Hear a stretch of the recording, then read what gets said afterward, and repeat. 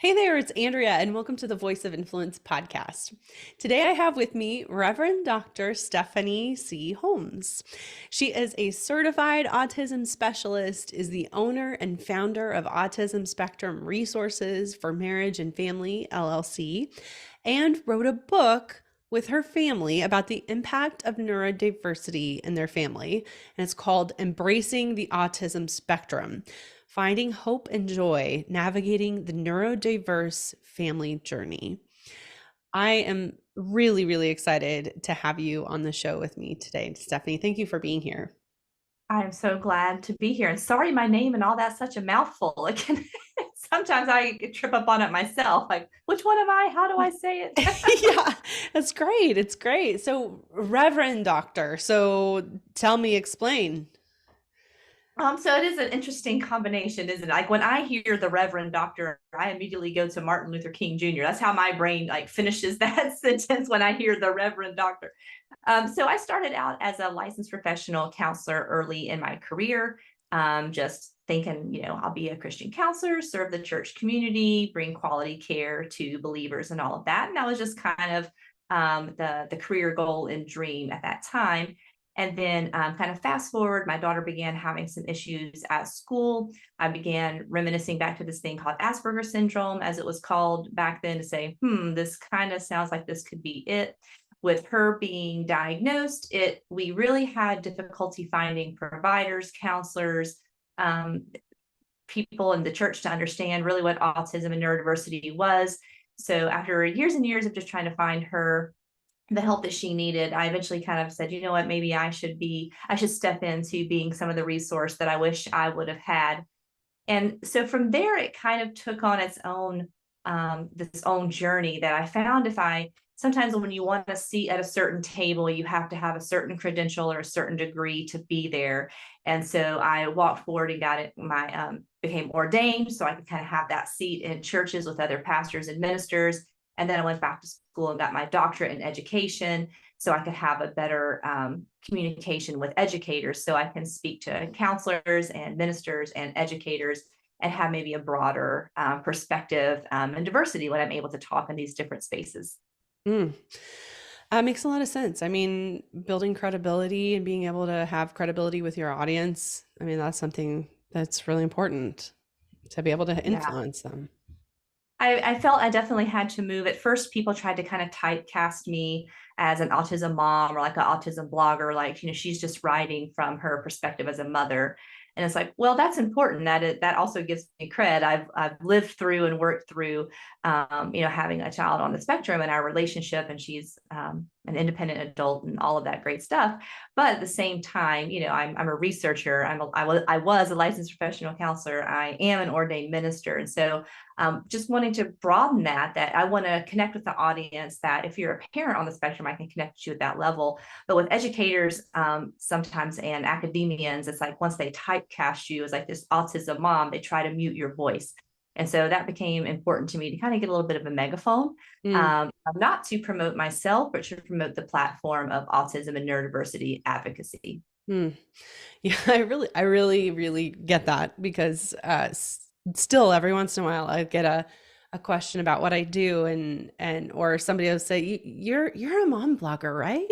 And I was like, well, it's been a few almost 7 years since I stopped blogging. And even when I was blogging, it wasn't just like you said, it was like, yeah, I hope that's helpful to moms, but this is a way about something that is about influence and more than that and all that. So I understand, like, you don't want to be typecast in that role when you have something else to share with a different audience. Yeah, it was really hard, because not just wanting to voice my daughter's experience, but help be a voice again for the broader platform of Yeah, autism understanding and advocacy at home, at the school, at church, in the workplace. There's just so many spaces that are still not really sure how to navigate this neurodiverse space. right. Well, let's get going then. Let me just ask you, how do you define neurodiversity? So there are so many different definitions. Some definitions are so broad it encompasses half of what's in the Diagnostic Statistic Manual, and I'm not quite on that boat that personality issues or schizophrenia or things like that constitutes neurodiversity. I tend to go with one that was by Harvard Health Research. And they define neurodiversity as a neurological difference or wiring that most likely encompasses things like autism spectrum, ADHD, dyslexia, other learning differences and processes. And I think kind of sticking in that vein of that neurological wiring that impacts social or academic learning in some way, I think I like it a little bit smaller than broader. Yeah. Yeah, that makes sense. And now I've heard statistics about like how much does this affect the population, and why should leaders be aware of this, and not just aware but like able to address it better, more equipped. So I'm wondering if these are the statistics that you have, that roughly 1% of the population is autistic, up to 2% of the population has ADHD, as much as 20% of the population may be dyslexic. What are your statistics that you work with? So I'm not as great on the statistics side, but I do tend to remember the numbers. So our current diagnosis from the CDC in children is 1 in 36 children in America Yeah. are diagnosed worldwide. So the HWO, World Health Organization, says 1 in 100 children are on the autism spectrum. It's I've heard as much as 1 in 10 for ADHD, and then 1 in 6 for some sort of developmental difference, disability disorder. And that's very, very broad, that encompasses everything in developmental changes or differences. The biggest thing that I think people are unaware of is back in 2019, JAMA did this really huge, had this really great article. There were 2.1 million people in this survey. So 2.1 million people is huge for research. I mean, they will make claims that aspirin affects something based on 25 people. So 2.1 million people in 5 different countries, a longitudinal study, is considered a very strong study. And what they found in this JAMA report, one of the researchers' name was BAI. They found an 80% hereditary space for autism. So what that means is not only are our diagnoses increasing, so we have 1 in 36 children, that means there's a lot of adults that are on the spectrum that never receive diagnosis or identification. And so it's most people hear autism and they think children, and this is a childhood or adolescent issue. They really want to kind of broaden that perspective that, first of all, kids with ADHD and autism, they don't grow out of it. It is something that will, be with them. It's a brain wiring, but then we don't really have as many supports and resources available for adults who are neurodivergent. We just kind of expect, well, you're 18, 19, or 20 now, grow up, get over it, and figure it out. And it doesn't quite get the same respect as other parts that might, get services through ADA or other accommodations. Yeah. And that definitely affects so many things. It affects, when we talk about work, it affects people at home, and they're bringing with that, bringing maybe some of their experience at home, having people at home that are on the spectrum. I know that is what your book talks about as well, and the reason why you guys wrote this book together. I'm curious how you decided to write the book with your family, and what did you want to accomplish with that? Right, so our story began with my oldest, Sydney. She is very high intelligence. And so again, my understanding as a person in my 20s, my only concept of autism was Rain Man, as most of us in America, that we hear autism, we think, oh, Rain Man. So in my opinion, that's what it was. And also in my early 20s, I thought that autism meant that it had to be, someone who had cognitive impairment, formerly called mental retardation. So in my mind, those things went together. So my daughter being very intelligent, having a high IQ score, but having some of these behaviors that also kind of seemed autistic before we knew better. And I've apologized. Sometimes I would call her Rain Man because I was like, like, stop asking that question over and over again. I've given you the answer 3 times. I know you're smart enough to understand what I've just said, but I didn't know what I didn't know. And what really precipitated her getting the diagnosis is at school, things were not going well. She could do the work and she could handle the work. The actual academics was not an issue, but being in a classroom, an overcrowded classroom with 30 something children, and the noises and the sounds, and people tapping their pencils and lawnmowers outside and being expected to focus, and people touching her unexpectedly. These were all things that kind of were the perfect storm. And so they call it eloping in school, but as escaping the classroom. She would get up and escape or get under her desk and then not want to come out. And at first the teachers saw this as a disobedience issue, or, you know, a naughty child, but we didn't experience those same behaviors at home. So it was curious to me, like, we don't see these same, and I didn't disagree with the teachers. I knew she was kind of capable, but it's like, okay, so what's going on at school and home, you know, that are different, because she's not disobedient for disobedience sake. She's not oppositionally defiant. She's not trying to tick me off, or, you know, or tick you off. So like, what's happening? And that kind of precipitated 2 years of a process of getting her assessed. Because of her being a female, back in the early 2000s, autism was, you know, said to be like a boy's issue or condition. And so Really? they didn't really want to test her for autism. They're like ADHD, intermittent explosive disorder, pediatric bipolar, but they just weren't really wanting to look at autism because that affects boys more than girls. And so apparently the school said, this is the first, would be the first girl we've ever had in the school with autism. And I'd be like, it'd be the first girl that you're aware of. I feel pretty sure it's not the first girl. So that kind of precipitated us into the diagnosis. And then from there, just getting her the helps and supports that she needs, and get her through elementary, then get her through middle school, and then get through her through high school. And she lives independently as an adult. I'd say she's killing it. She is living her best life and doing it, having in her career that she wants to do. And at some point in time, I actually wrote a book first about my own experience as a mom. And there's some language that's changed since 2015, and puzzle pieces are no longer considered a great symbol for autism. So that was on the front of my book. And so I was going to redo it. And my daughter said, well, why don't we do it together? I feel like you're telling my story and I want to be a part of that story. And I was like, that's great. Let's do that. And then my husband said, well, you know, I have my own identification now, and I want to talk about stuff from my perspective. And then my daughter said, well, what about a sibling on the spectrum?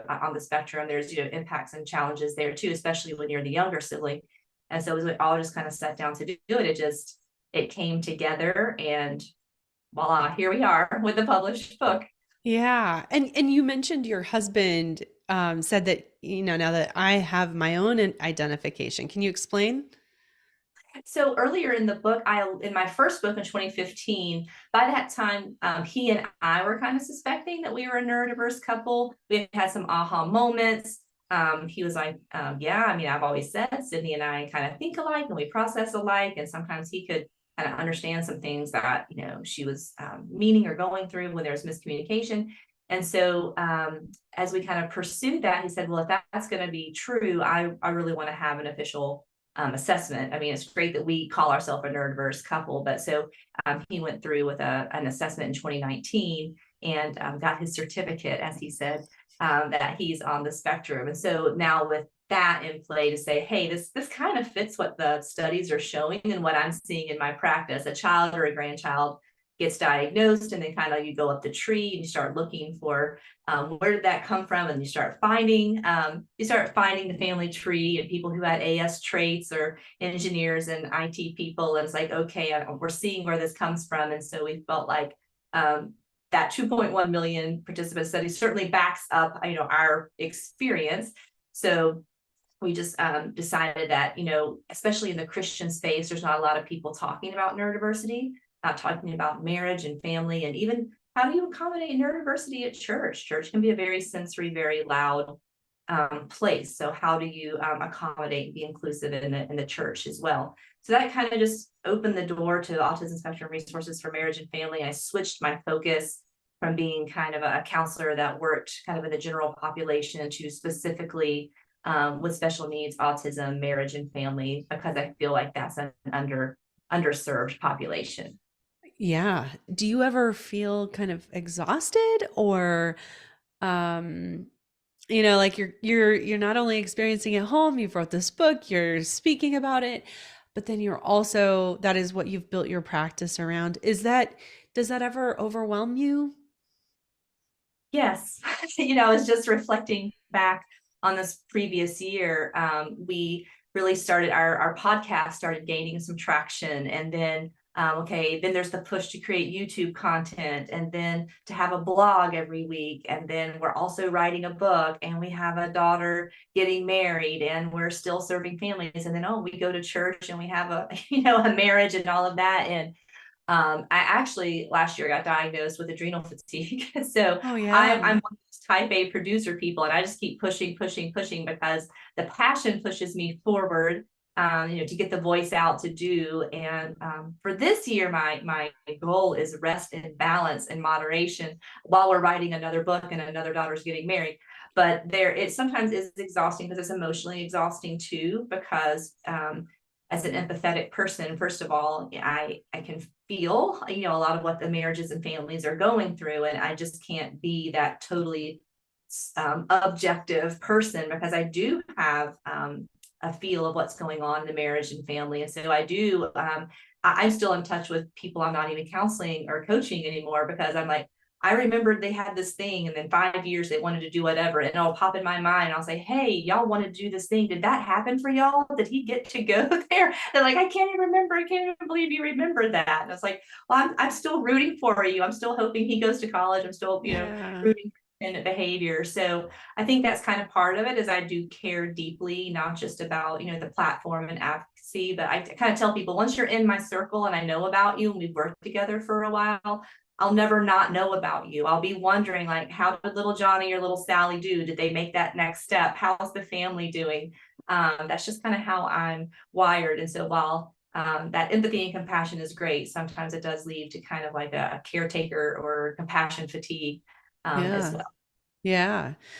Now, okay, I'm sure that at this point there are probably some people listening and wondering, okay, what are the signs that I would should look out for in myself and my kid and my spouse and whoever in this coworker, not that you should be diagnosing a coworker, but like what are the signs that would kind of indicate maybe this is something that we're dealing with here? So the first thing, especially when Hans Asperger, who's now a very controversial figure in autism, because was he with the Nazi Party or not, is gray. But when he was studying this back in the 1940s, he was seeing these group of kids in the hospital that where he was calling them high functioning, kind of autistic. He was noticing that these children had, the displays of autism, but they were very analytical, very logical. They processed emotions in a logical way. When they had an interest or a passion, they tended to kind of consume it. And that might look like collecting things, but it might also be collecting facts about things. So it might not actually be collecting rocks. It could be collecting facts about rocks and knowing everything about rocks, or more than the average 7-year-old should know, about rocks. So we call that a special or preferred interest. And so it's more than just a hobby. It's you're kind of looking at like this 7-year-old who's into horses and this 7-year-old who's into horses. Like one's a little more typical and one's a little atypical. So my daughter loved horses, and so that meant My Little Ponies. She had over 30 My Little Ponies, but she didn't play with them. She played with them in her own way. I will say it that differently. So instead of having them talk to each other and create stories each day, she was more likely to stage them and set them up and arrange them in different ways. Organize them by color of mane, organize them by their little symbol on their tail, organize them by who she thought were boys and girls, organize them by we're going to do a theater thing, and I have a My Little Pony theater. I'm going to set them up in a theater. And so the way she was interacting with her My Little Ponies is far different than another 7-year-old girl who is not autistic was interacting. Normally 5 or 6 or 7 is good, and they talk and they do stories and they play. That's just not how Sydney played. She had imaginative play, but the way she did it was very different. And so some people think that the special interest has to be weird, like ceiling fans or vacuum cleaners, and that's not true. What the item or the topic is is not about how weird or eccentric it is. It's about how much knowledge and time is consumed with wanting to be with, plan, play with, absorb this interest. And so that's one of the key features, is this kind of special passionate interest with this kind of logical, analytical type thinking. And then kids can have a different sensory profile. So most people know of kids on the spectrum with more of what we call the aversive, like something is too hot, too bright, too scratchy, like high sensitivity, but they're also sensory seekers. They want to explore everything with their hands. They're touching everything, licking things, sniffing things, because it's like they need more sensory input. There's a third that doesn't get talked about very often, and that one's called underregulated. And it's not really being aware of the sensory environment.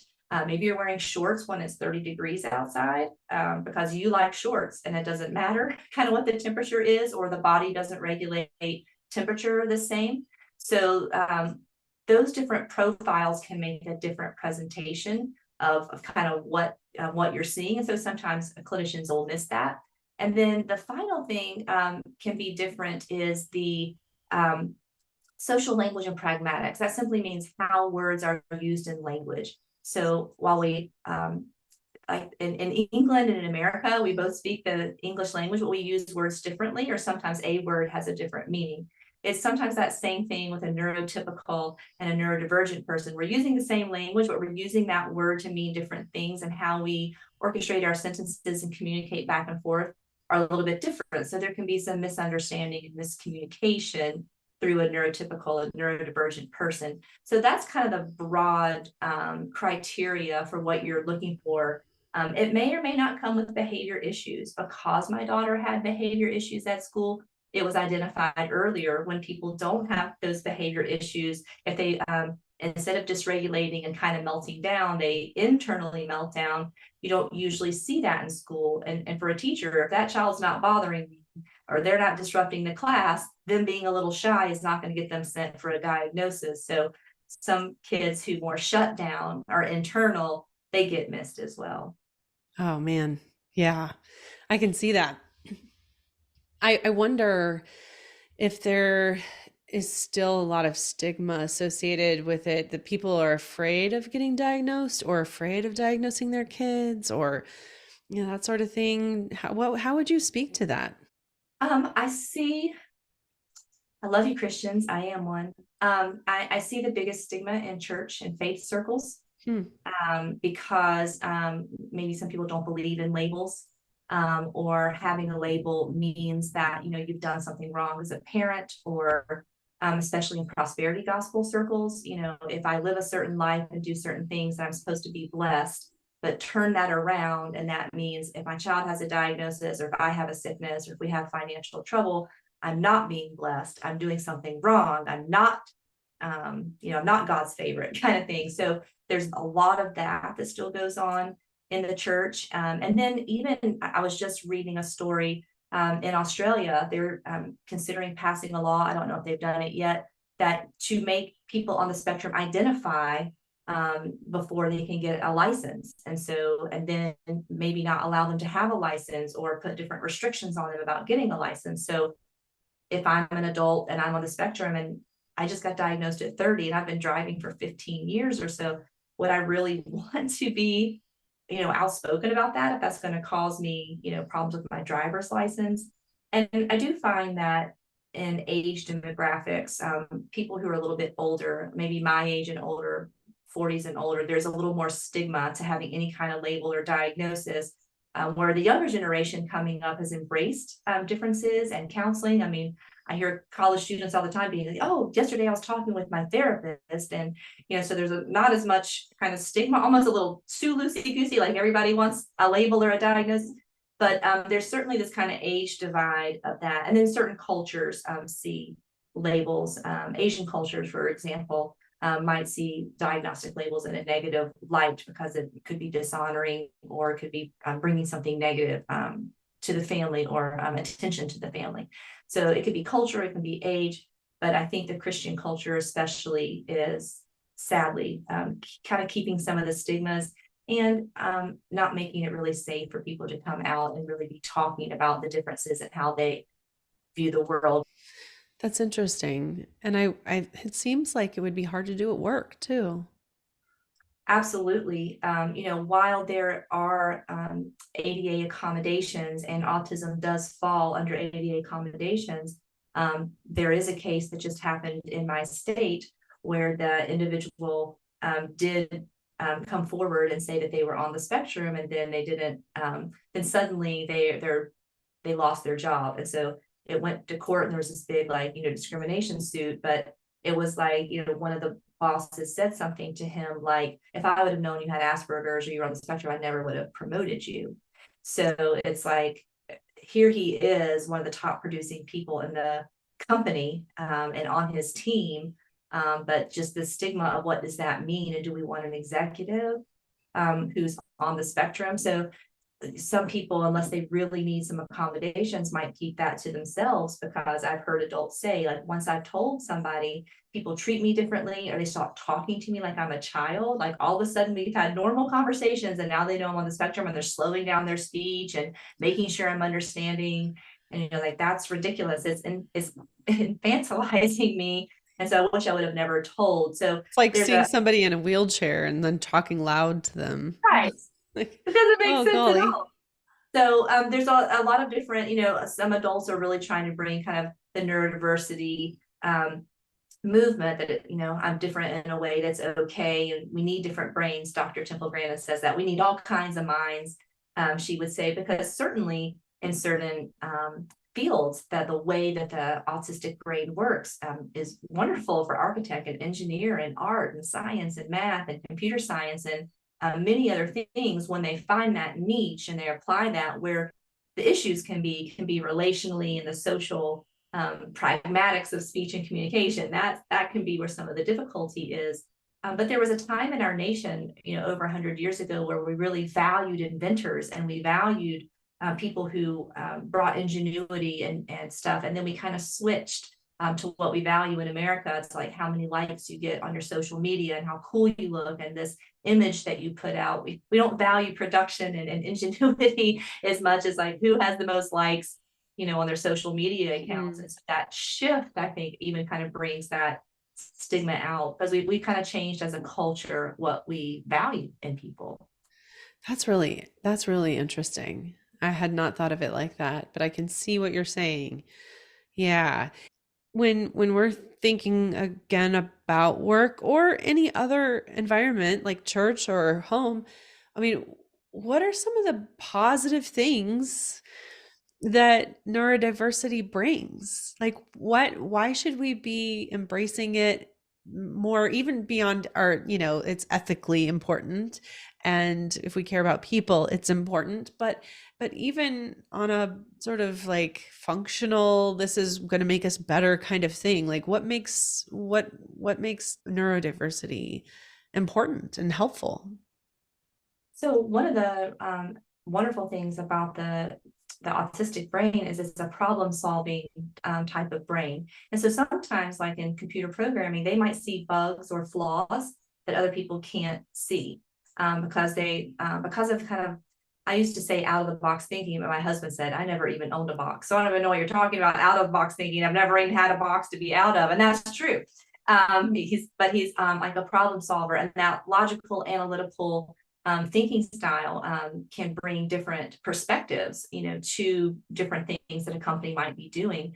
When someone on the spectrum is in their niche, Dr. Temple Grandin would say, like, that's the sweet spot. If someone has this passion for computers or architecture, and they put that autistic passion into it, they're going to be a great employee.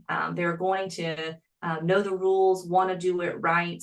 Doing things well and doing things right is very important. And Okay. usually people on the spectrum are extremely loyal to the organization, sometimes to the detriment of their marriage. Sometimes it's like, this is my job and I am loyal to this company, even if they're being mistreated sometimes, even if they keep getting passed over for promotions. If I like this job and I like what I'm doing and I'm passionate about what I'm doing, they're going to be very loyal employees, and they're going to be there and be on time, and they're not people to lay out. Sometimes they work too much. I'm usually fussing at some of my men that I coach. It's like, you're giving too much away free. You should be, more hours means you should be getting more pay, but they just love doing it sometimes. It's like they get caught up, but I wanted to finish. It's like, okay, but you're teaching your company to keep asking more of you, and you're exceeding all of your colleagues, but you're not getting anything in return, and sometimes doesn't compute. I should be asking for a raise, or I don't have to work 60 hours this week. I'm only paid for 45. So, I mean, that is the that's kind of a positive aspect that can come to the work environment when sometimes accommodations, acceptance, and inclusivity is there for that population. Yeah. I'm wondering, like, what are some just general things we should be doing in our lives to accommodate for the fact that 20% of the people we're talking to might be dyslexic, that, like 1 out of 100 are on the autism spectrum. I mean, what can we do that would help us to better communicate with people in general, even when we don't know? So I'll start with a job sense that one of the biggest barriers is the interview process. And so if you're a company or organization and you really want the best talent for whatever the position is, I think the interview process is where you can start. So if someone is dyslexic and you send something, they've got to do a lot of reading before that interview. Is there an audio version of that that's available? Are you trying to put a roadblock to the talent, or if this person can absorb this in an auditory way versus a visual way, can you make that accommodation? People on the spectrum sometimes struggle in the interview process reading the body and the face and the tone. It's really better if you would provide a list of questions that you're going to ask. You're going to get a better answer versus someone kind of trying to think on the spot and trying to think of what to say in the moment. Sometimes just having those questions ahead of time means you'll actually get their knowledge and get the better answer to the question. So little things like that can trip people up that are a great fit and great talent for a company, but they can't get past the interview process. So, and I think for me, my ability to spot autism is pretty good after a couple of conversations. And I think just as I start picking up on that, when I'm talking with someone in the grocery store or run into someone at church, and I think, oh, this person might be on the spectrum. I think I just start thinking of how I'm communicating. I think you communicate different. I don't mean empathizing someone, but more like, okay, this person is leading the conversation a little bit more and they are talking a little bit more. Now, I mean, I have to break some social norms myself. And if I want to be part of it, I might have to break in and ask a question, which like in the South and the Midwest, you're not supposed to do that. But if someone is on the spectrum and they're very passionate about a topic, they want to tell you about it and it is connecting to them, for you to share, into that. So kind of being interested about some of the things, even if it's like, oh my goodness, they just talked 10 minutes about this, giving that grace when you're having that communication with the other person versus like, oh my gosh, I want to get out of this conversation. So I think as you're just kind of noticing that people are different and they have different communication styles, just looking at what does this person bring and what are the interesting, aspects about this person versus our society wants to go, ooh, what's different, what's odd, what's eccentric. I think just changing your mindset to just how you view people who are different in general, be it race, culture, disability difference, neurodiversity. I think it really starts there with just how you view persons with differences in general. So when it comes to giving instructions, okay, somebody's in the job now and it's time to manage, they've got a manager, they're getting instructions and training on their job. Is there anything that you recommend for making sure that you account for in that training, in that, prepping somebody for their job or coming back and giving them feedback and that sort of thing? What kinds of advice do you have for that? So that's so vast because even say from ADHD or dyslexia or some other kind of processing or issue and autism, I'll tell you some of the things that people that I've coached or when organizations have reached out to me and they're trying to accommodate one of their employees. So some things that can be different, especially in corporate America, are like big meetings. Sometimes ADHD and people on the spectrum have a hard time following, 10 people talking across a table when it's just supposed to be kind of like open mic night almost. And so that's difficult to follow. So having an agenda, having things in writing. So for one of my clients, he really struggles with memory and he struggles with kind of executive function. So one of the things that we asked for the company to do is if there's going to be a lot of information shared at a meeting and you're expecting my client to interact, can you give him some notes for the agenda ahead of time so he can kind of be preparing for how to be in this? And then if there's a lot of points that he's supposed to remember about his job, could those be in writing? Could he get a copy of your notes or your agenda, or can someone be kind of keeping notes like a stenographer? And then like him get a copy of that, because now he has it, he can read it, he can look over it at his own time. Because one of his coworkers was getting frustrated that he kept asking questions, and it's like, you were in the same meeting I was, and it's like, okay, but he doesn't remember, and he really wants to do the job well, and he didn't remember all the different points because so much was thrown out in that meeting. So just things like that, following things up in email and putting that in writing and would help someone with memory or executive function issues. What was another thing? Sometimes when companies have people in little cubes and you're out there and there's like 100 people out on the floor, allowing for things like noise canceling headphones, which I mean, there's all different kinds of headphones and people use all kind of earbuds, why not allow that? Or maybe having a picking where that person might be able to sit. So one of the men that I work for, he noticed that once he went back to work from COVID and they had moved his spot, he wasn't as productive. As we kind of talked through it, they moved him to a space that was a high social area, people kind of coming in and out of a room and people were talking and he was getting distracted. And he's like, when I was back in the other cube, when I was away from all of that and I was kind of a little more secluded, I had more focus and I could put my headsets on and get down and focus. But people pass by and they would say, hey, or knock on my cube. And it was just a constant distraction all day long. And so I don't know why it was such a big deal, but eventually we did get him moved back, and then his productivity increased because he was out of that social hallway. Sometimes companies want to force social interaction too. Like, we expect at lunch, you're going to sit and play foosball together. Well, some people need to decompress. This person might need 10 to 15 minutes to take a walk or sit alone in their car. So if you want them to be productive for the rest of the day, don't force social interaction or say this person is antisocial because maybe they need that 30-minute lunchtime to decompress. I think just kind of, again, thinking outside the box that this person isn't a complainer because they need something different. I guess if you're an employer, think about, well, do I want this person to be the most productive or not? If I want them to be the most productive, we'll just we won't talk about kindness and ethics. We'll just say, do you want them to be more productive? Then giving some of the accommodations that they need that would be helpful to them will not only help them decompress and be less stressed out at work, it will help you get the most productivity out of your employee as well. Yeah. Oh, those are good. This is also good. And I can tell that you're just like this wealth of knowledge and ideas and problem solving that could help people so much. I'm so glad that you're doing this work. Could you also speak to ADHD for a minute?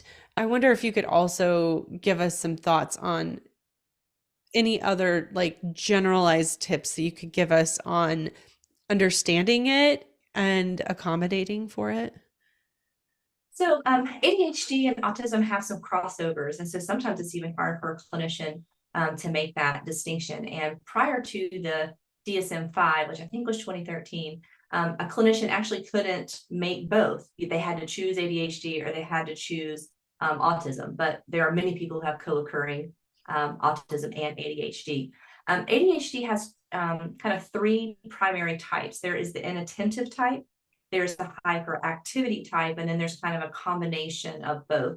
So with the inattentive type, we're looking more at kind of focus and staying on task, easily distracted. With the hyperactivity type, that's someone who's got a lot more motor energy, a little more fidgety, might have a hard time sitting in a chair, especially at school or work for 6 and 8 hours a day. And then a combined type has a kind of little bit of both. So the strategies are a little bit different. For someone who has maybe memory and focus and distractibility, So that's going to look different at school or at work, because sometimes adults have figured out a little bit more compensatory strategies. But helping with executive function and providing structure. My daughter, my youngest daughter, who has ADHD, she also has a lot of fidget rings. So sometimes part of that is that kind of kinetic energy that she can focus better when she's spinning a ring or twirling a thing. And now there's all kinds of jewelry that's great, STEM jewelry, for both autistic and ADHD people, because there is kind of a need to move. And so that sometimes is frowned upon in church, and that's frowned upon in school, and that's frowned upon in the work environment, because sometimes people pace, or they have to get up and kind of move and change their scenery to come back and focus, or they get so distracted or kind of like start daydreaming or something, and then it's kind of bringing them back.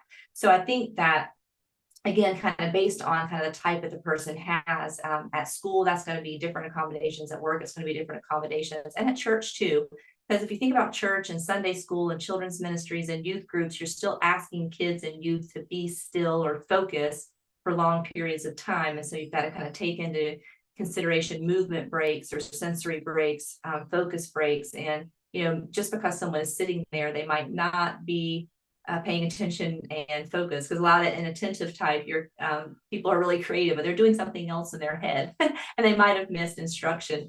So if we could first kind of create the space that it is safe for people to identify that they're neurodivergent, so they can ask for what they need. I think that's kind of our biggest barrier is we don't know what we don't know. And so I think there are some places who really would be very accommodating, but people are shy or don't feel safe to let that information forward, or a parent doesn't know. Many parents have shared stories of being asked to leave a church, after they came forward about a child's diagnosis. So they might hide that, and then it creates, some issues in children's church.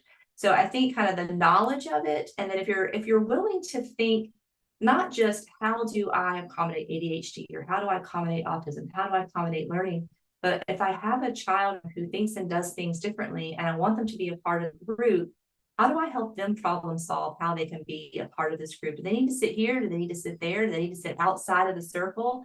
We get so focused on where people sit and how they do things and different protocols. It's like, is that really what we're after? Is how we walk in a line or Oh, sit in a chair? yeah. Is that really what we're after? So I think it just kind of starts with some basics. And if you just open again your mindset to, how do I accommodate this person? If I really want this person here and I'm seeing there's some struggles, invite them or their parents into the problem solving process. And there might be a solution that's pretty easy or free if we just open our minds to a different possibility. Mm. Oh, I love the question of, what are we really trying to get at here? What is the real goal? And then figuring out, well, how can we get to that goal instead of making the goal conforming to the size or shape of the group or whatever. That makes so much sense. It just seems like that makes sense in general. Like anytime we're trying to problem solve, figure something out, the real question is, what are we really wanting to get to here? What is the real goal? Right. I mean, because despite our neurotype, whether we're neurotypical or neurodivergent, the basic human need is to belong and for someone to think that somebody wants me here. Somebody Yeah.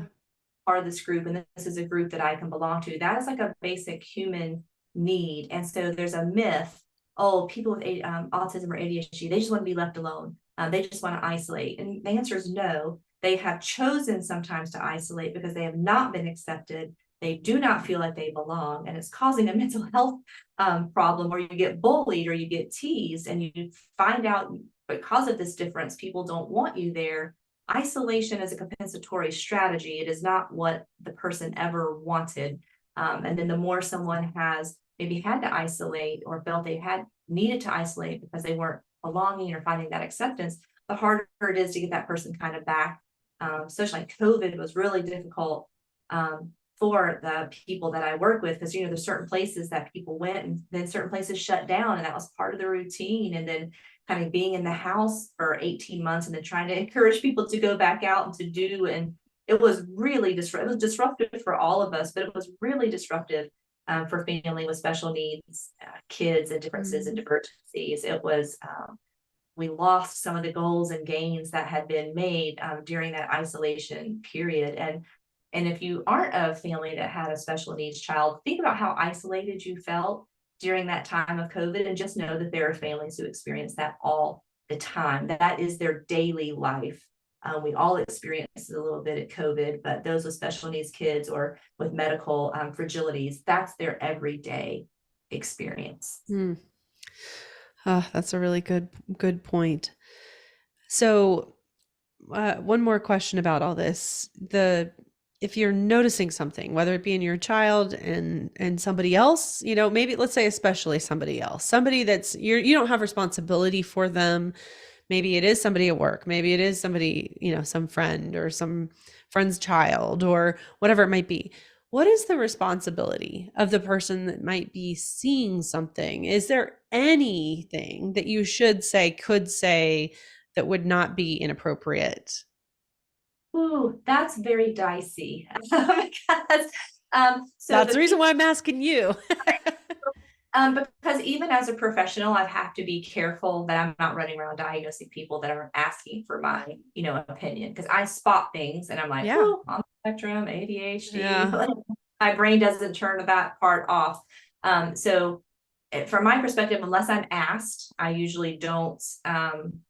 When I was younger, when I was in my 20s, and I kind of figured this out in my daughter, I thought everybody would want to know, and so I thought I was being helpful in sharing it broad and wide. But there's kind of stages of grief and denial. Some people aren't ready to hear. Some people aren't Yeah. ready to move into that space. Now, teachers are kind of mandated. So, public school teachers, there's something called child find. So if they suspect a student has a learning issue or some kind of divergency, they are responsible to try to make that connection for some kind of diagnosis or assessment with the parent. I think if you're maybe a children's worker, like at church or something, and you are noticing patterns, I think you gently ask the parents. You first say how glad you are that Johnny and Sally are in the children's ministry, and you want them to be there because they're such a great addition to the group. But you're noticing, it's really hard to sit still during music time, or they seem to be really agitated by the music. Is it too loud? First of all, just ask, like, so how would y'all handle that at home, and see if you get any feedback. Oh yeah, our child's ADHD, or our child's autistic, or oh, they have sensory issues. First, just you're happy that they're there. We're maybe having this little struggle again. Partner collaboration. What have you found that works? And then if the person isn't really open to that, say, I'm just noticing there are some challenges maybe with memory and focus sometimes. Have you ever thought about having that looked into? So it's really important because people who are children's workers, or like the average Joe, you on WebMD and everybody's a doctor. So you do want to be careful that you're not trying to diagnose people. But when you see something, or if you have an article, maybe sharing an article, or sharing a story opens a soft entry to having that discussion. But then be respectful if the person closes that door, because they may not be ready to have that discussion yet. Great advice. Thank you. I appreciate you sharing that, because I feel like that is a great way to end this conversation. Where can people find you in your book? All right. Well, if you are looking for the book, then you want to go to www.christianneurodiversefamilies.com. So that's plural. And all things about embracing the autism spectrum is there. How to get the book in its different forms. We have an audio book and an ebook and a print book, so that we can accommodate different learning styles. We also put together a workbook. So if you are a church and you want to do a small group based on learning about autism and parenting and supporting families, there's a free workbook on our site that you can do for that. If you are interested in learning about autism in marriage, then you want www.christianneurodiversemarriage.com. We will link to that in the show notes, so it's easy to find, because it sounds like it's a very important. This is great. It is very important. I think that this is way more widespread than, like you said, the numbers are going up. It's just so much here to dive into and to be aware of. And I just thank you so much for being here. One last question for you. What last piece of advice would you have for somebody who wants to have a voice of influence? Wow. So I think, first of all, is when I first started finding my voice, I was keeping it small for a while. I was afraid to make it bigger. I don't know why, but I kind of kept my voice to myself. And then when I did decide that I wanted to grow my voice, sometimes I thought like I have to go to the big ministry or the big organization, and then I'd be so disappointed when the doors got shut, and I would think, ah, well, it must not be meant to be. But in the last couple of years, the Lord's really shown me like, go where the doors are already open. There are already some networks and there are already some spaces that are open. Start grassroots, start small, find other like-minded people, join your voices together. Because I don't think we are meant to be a silent voice of influence. If we can combine our voices, we'll have a better influence. Yes, I agree. That's why we do the podcast. Amplify voices as we can. Thank you so much for being here and for your voice of influence in the world. Appreciate it, Reverend Dr. Stephanie Holmes. Thank you. Appreciate it.